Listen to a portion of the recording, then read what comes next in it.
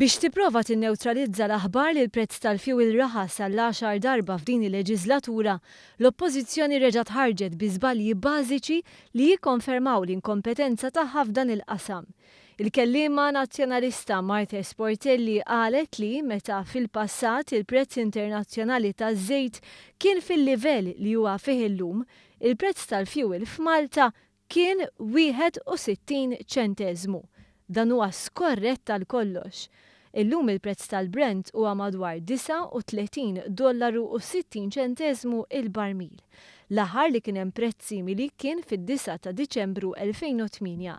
Dakinhar taħt amministrazzjoni preċedenti il-prezz tad-diesel kien €23.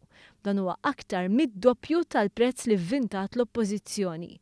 Waqt konferenza tal-aħbarijiet fid-Dar Ċentrali, tlabna lil Marta Sportelli tispjega il-61 ċenteżmu.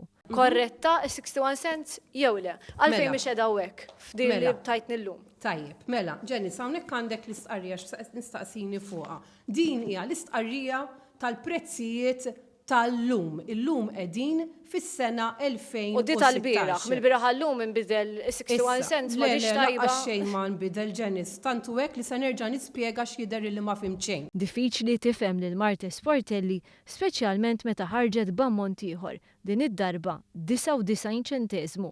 ċifra ġdida biex turi kemm raħħas il-prezz tal-fjuwil il-Partit Nazzjonalista meta raħas il-prezz internazzjonali taż-żejt.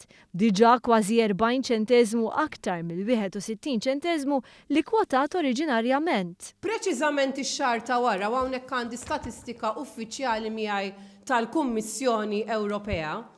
Il-prezz hawn Malta tad-diesel kien 99 cents.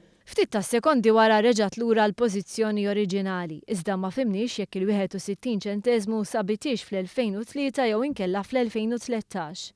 Il-prezz taż-żejt varja ħafna.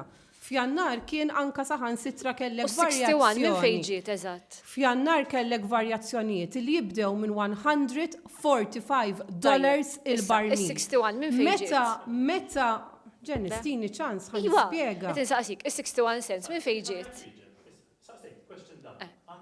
Mela, fl-2008 il-prezz taż-żejt kien astronomikament għoli. Kien għoli ħafna. Inutli komplejna nistaqsu għaliex Marta Sportelli setet tajt biss dak li konna nafu diġà li l-prezz taż-żejt jitlaw jinżel. Realtà hi li l-prezz tad-diesel illum naqas għal €16 ċenteżmu.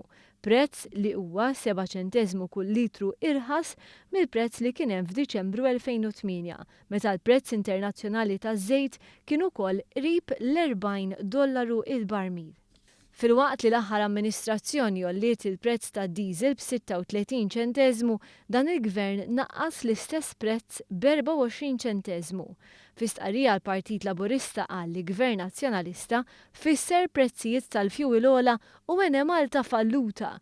Gvern Laburista fisser prezzijiet dejjem jorħsu u hemm Malta bl-akbar investiment dirett barrani fl-istorja ta' pajjiżna.